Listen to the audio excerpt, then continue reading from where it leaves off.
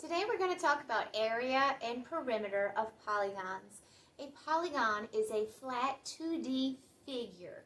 We usually work with squares or rectangles, but keep in mind it could be any polygon that you are doing the area and perimeter of.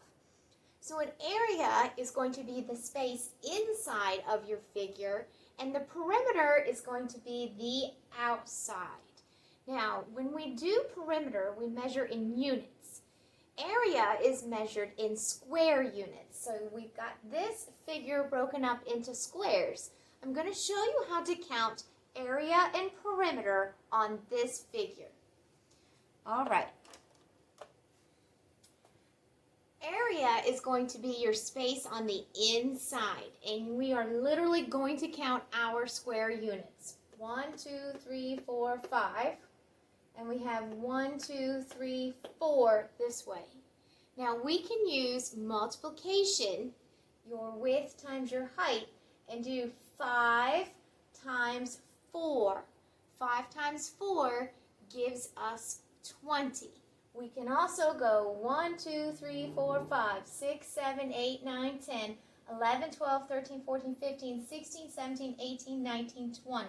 Our area is going to be 20 square units. Okay, now remember, if you have a perfect shape like this, you can do your multiplication and count this way and multiply it that way, because it would be just like a multiplication array. Now when we count perimeter, it's a little bit different. Perimeter is going to be your outside edges. So we're actually counting this block there. That would be 1.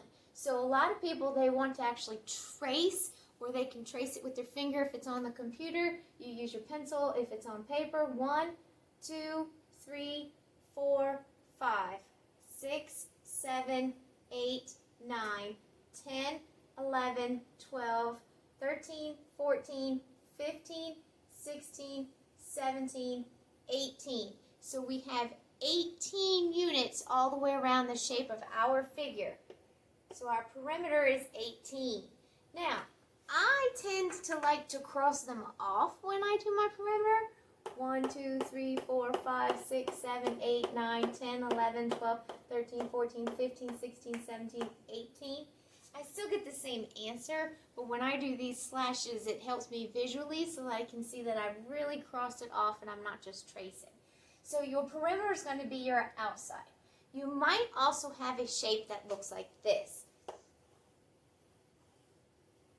And this being a rectangle, if this was 3 inches and this side was 5 inches, I would need to know my geometry rules to know that 3 inches on this side is also going to make this 3 inches. And 5 inches on this side is also going to make that 5 inches. Now when I do perimeter, perimeter means I'm going to add my outside edges. Okay, so 3 plus 5 plus 3 plus 5. So on some of your work this week, you're actually going to have where it says 3, and then you'll have to do plus 5 plus 3 plus 5, and then it'll equal, and it says your perimeter equals blank units, and you'll have to fill it in like this. These will be your blanks.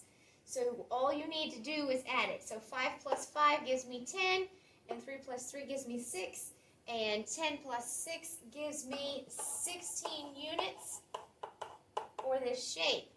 Now, I might have a triangle, and if it's an equilateral triangle, and it tells me that that side is 2, I will know that all of my sides are 2, and what I need to do is do 2 plus 2 plus 2, so 2, 4, 6. So my perimeter for this one would be 6 units.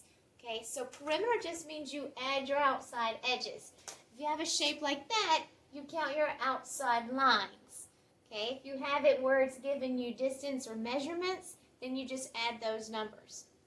Your area is going to be your inside square units, and you would just count them.